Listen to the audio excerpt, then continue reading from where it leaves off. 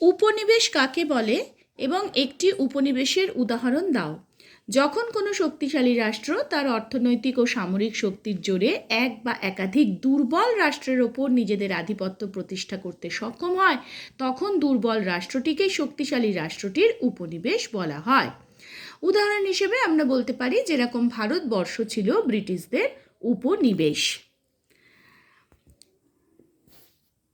তৃতীয় বিশ্ব বলতে কি বোঝায়? দ্বিতীয় বিশ্বযুদ্ধের পরবর্তীকালে স্বাধীনতাপ্রাপ্ত এশিয়া, আফ্রিকা ও লাতিন আমেরিকার দেশগুলিকে তৃতীয় বিশ্ব বা তৃতীয় বিশ্বের দেশ বলা হয়। তৃতীয় বিশ্বের দুটি দেশের উদাহরণ দাও, যেমন ভারত ও আলজেরিয়া। উপনিবেশীকরণের দুটি অর্থনৈতিক তাৎপর্য উল্লেখ করো। উপনিবেশীকরণের দুটি গুরুত্বপূর্ণ অর্থনৈতিক তাৎপর্য হল, ঔপনিবেশিক শাসনমুক্ত স্বাধীন রাষ্ট্রগুলি অর্থনৈতিক দিক থেকে খুবই দুর্বল ছিল।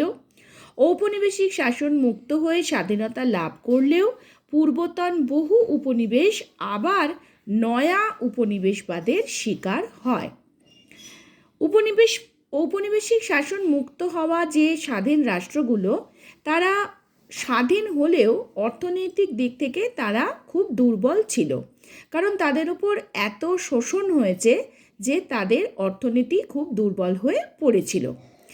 আর অনেক এরকমও উপনিবেশ ছিল যারা একবার কোনো একটি সবল বা শক্তিশালী রাষ্ট্রের হাত থেকে মুক্তি লাভ করলেও আবার আরেকটি শক্তিশালী রাষ্ট্রের দ্বারা হয়তো পরাধীন হয়ে পড়েছিল এবং আবার উপনিবেশ হয়ে উঠেছিল। এটাও একটা বিষয়। নয়া উপনিবেশবাদ কি? ঔপনিবেশিক শাসনমুক্ত হওয়ার পরেও এশিয়া, আফ্রিকার বহু দুর্বল রাষ্ট্র নিরাপত্তা, শিল্পায়ন, অর্থনৈতিক অগ্রগতি প্রভৃতি প্রয়োজনে ইউরোপ বা অন্যান্য স্থানের বৃহৎ শক্তিগুলির ওপর নির্ভরশীল হতে বাধ্য হয়ে যায়। সুযোগ বুঝে বৃহৎ শক্তিগুলি সদ্য স্বাধীন এসব দেশের অর্থনৈতিক ও সামরিক সহায়তা দান করে এবং সেখানে নিজেদের আধিপত্য বৃদ্ধি করে। এই ঘটনা নয়া উপনিবেশবাদ নামে পরিচিত। অর্থাৎ একবার স্বাধীন হয়েও তাদের অর্থনৈতিক অবস্থা এত খারাপ হয়ে গেছিল যে সেই অর্থনীতিকে চাঙ্গা করতে আবার তারা শক্তিশালী দেশগুলোর সহায়তা কামনা করে, আর শক্তিশালী দেশগুলো তাদের সহায়তা করার পরিপ্রেক্ষিতে পরোক্ষভাবে আবার তাদের ওপরে নিজেদের আধিপত্য খাটাতে শুরু করে দেয়। এটাকেই নয়া উপনিবেশবাদ বলা হচ্ছে।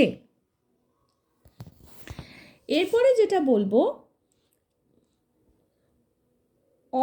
উপনিবেশীকরণের দুটি সামাজিক তাৎপর্য। উপনিবেশীকরণের দুটি সামাজিক তাৎপর্য হলো, উপনিবেশীকরণের ফলে জাতি বৈরিতা ও বর্ণ বৈষম্যবাদের অগ্রগতি বাধাপ্রাপ্ত হয়। ঔপনিবেশিক শাসনমুক্ত দেশগুলির শাসন ক্ষমতা এক শ্রেণীর শিক্ষিত ও ধনী এলিট গোষ্ঠীর হাতে কেন্দ্রীভূত হয়। দক্ষিণ আফ্রিকার প্রথম অশ্বেতাঙ্গ রাষ্ট্রপ্রধানের নাম কি? দক্ষিণ আফ্রিকার প্রথম অশ্বেতাঙ্গ রাষ্ট্রপ্রধানের নাম নেলসন ম্যান্ডেলা।